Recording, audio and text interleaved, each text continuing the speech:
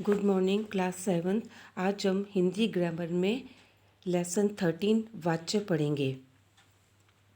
मोहित के द्वारा पत्र लिखा जाता है। सीमा पुस्तक पढ़ती है। बूढ़े आदमी से चला नहीं जाता। इन तीनों वाक्यों में जो पहले वाक्य की क्रिया है वो कर्ता के हिसाब से प्रयोग में लाई गई है। दूसरे वाक्य में कर्म के हिसाब से क्रिया का प्रयोग किया गया है और तीसरे वाक्य में क्रिया का प्रयोग भाव के हिसाब से किया गया है। अतः जिस वाक्य में कर्ता, कर्म और भाव की प्रधानता होती है उसको क्या कहते हैं? वाच्य। परिभाषा: क्रिया के जिस रूप से यह बोध हो कि वाक्य में क्रिया का प्रयोग कर्ता, कर्म या भाव के अनुसार हुआ है उसे वाच्य कहते हैं। वाच्य के भेद: वाच्य के 3 भेद होते हैं: कृतवाच्य, कर्मवाच्य और भाववाच्य। सबसे पहले हम करेंगे कृतवाच्य। जब वाक्य में क्रिया का लिंग और वचन कर्ता के अनुसार हो तो उसे कृतवाच्य कहते हैं। जैसे राधा गीत गाती है, महेश पतंग उड़ाता है। ऊपर के वाक्यों में क्रियाएं गाती है, उड़ाता है कर्ता के लिंग और वचन के अनुसार प्रयोग हुई है, अतः यह कृतवाच्य है। कृतवाच्य में क्रिया सकर्मक अकर्मक कोई भी हो सकती है।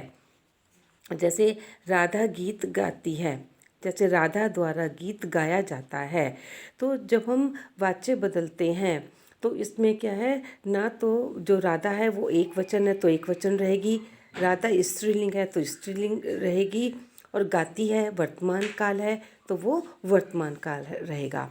तो कहने का मतलब यह है कि जब भी हम वाच्य को बदलते हैं तो उसके लिंग, वचन और काल में कभी कोई परिवर्तन नहीं आता है।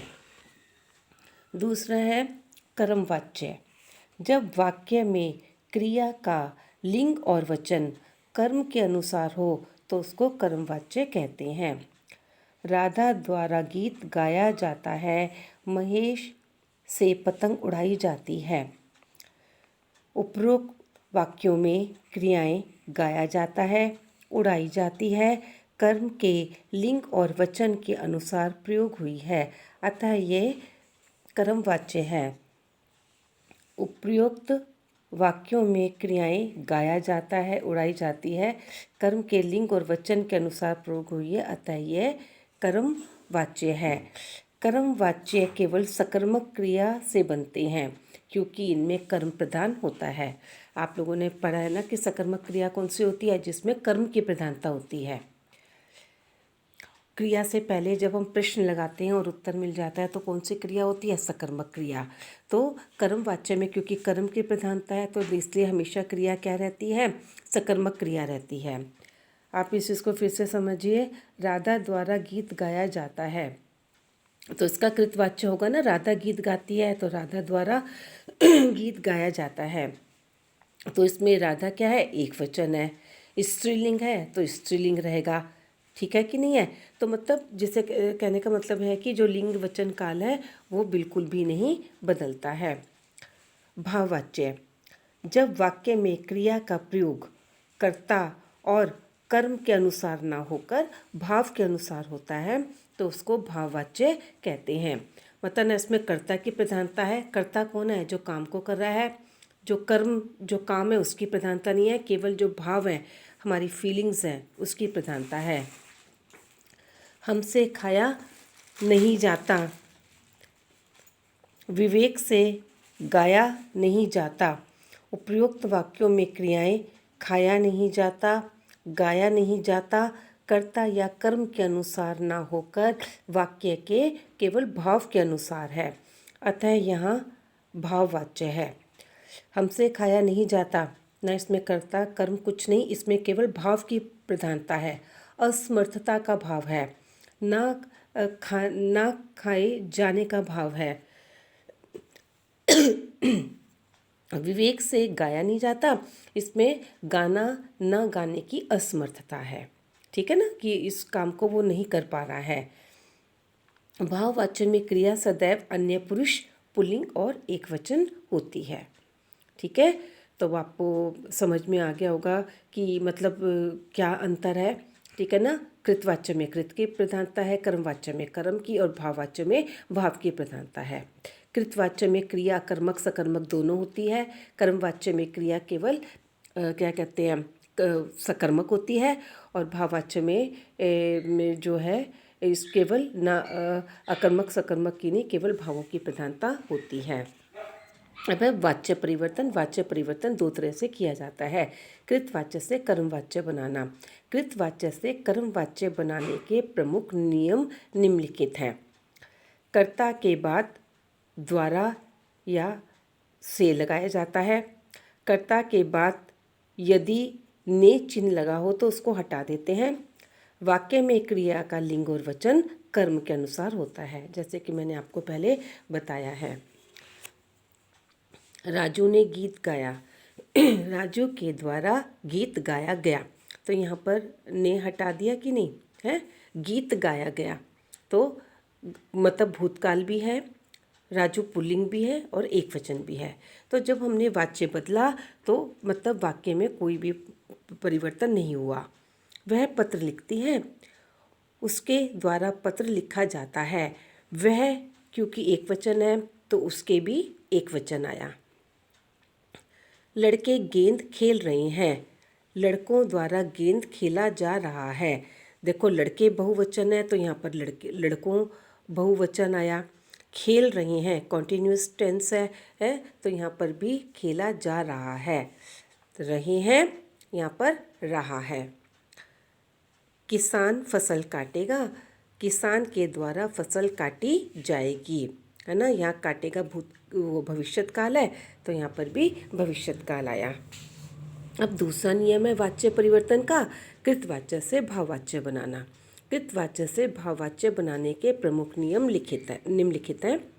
कर्ता के बाद से द्वारा चिन्ह लगाते हैं।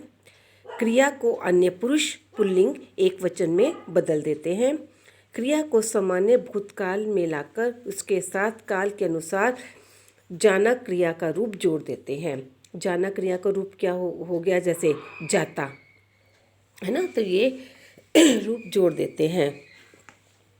जैसे मैं पढ़ नहीं सकता, मुझसे पढ़ा नहीं जाता, तो यहाँ पर से आ गया कि नहीं आ गया, और जाना का रूप क्या आ गया यहाँ पर, जाता। महेश सोता है, महेश द्वारा सोया जाता है। वे खेल रहे हैं, उनके द्वारा खेला जा रहा है। अब आप देखो वे हैं तो यहाँ पर क्या आ गया, उनके, है ना। वे खेल रही हैं, उनके द्वारा खेला जा रहा है ना, यहाँ पर जा आ गया। विनीत पढ़ेगा, विनीत द्वारा पढ़ा जाएगा। तो आपने इसमें सब देख लिया कि जो है लिंग वचन काल में कोई परिवर्तन नहीं आता, और ख़ास तौर से ये जो आपकी भाववाच्य क्रिया है इसमें जाना के रूप आते हैं, और हमेशा जो क्रिया है वो पुल्लिंग और एक वचन में रहती है। अब है वाच्य किसे कहते हैं, यहाँ पर आपको दे रखा है। क्रिया के जिस रूप से यह पता चले कि वाक्य में क्रिया का प्रयोग कर्ता कर्म या भाव के अनुसार है, उससे क्या कहते हैं, वाच्य। वाच्य के कितने भेद होते हैं, वाच्य के 3 भेद होते हैं, कृतवाच्य, कर्मवाच्य और भाववाच्य। कृतवाच्य किसे कहते हैं, जिस वाक्य में क्रिया कर्ता के अनुसार हो उसे कृतवाच्य कहते हैं। कर्मवाच्य किसे कहते हैं, जिस वाक्य में क्रिया कर्म के अनुसार हो उसे कर्मवाच्य कहते हैं। भाववाच्य किसे कहते हैं, जिस वाक्य में क्रिया भाव के अनुसार हो उसको भाववाच्य कहते हैं। आपका ये जो फर्स्ट क्वेश्चन है ये आपका होमवर्क है। ये आपको हिंदी ग्रामर की नोटबुक में 5 क्वेश्चंस जो हैंगे ये करने हैं। नेक्स्ट क्वेश्चन, नीचे लिखे वाक्यों को कर्मवाच्य में बदलिए।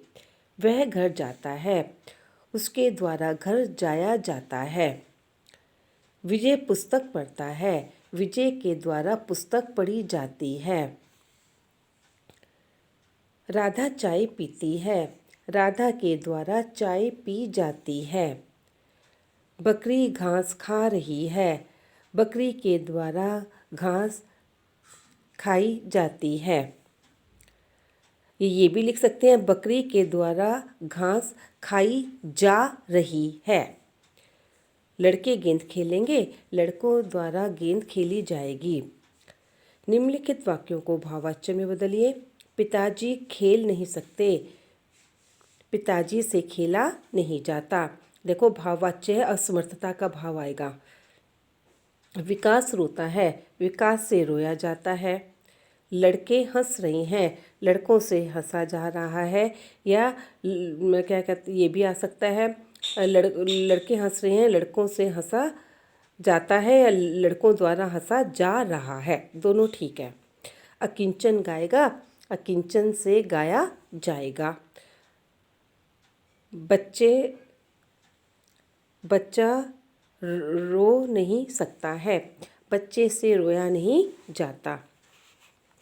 ये आपके फिलअप्स हैंगे। वाच्य के 3 भेद होते हैं। कृतवाच्य में कर्ता की प्रधानता होती है, कर्मवाच्य में कर्म की प्रधानता होती है, भाववाच्य में भाव की प्रधानता होती है।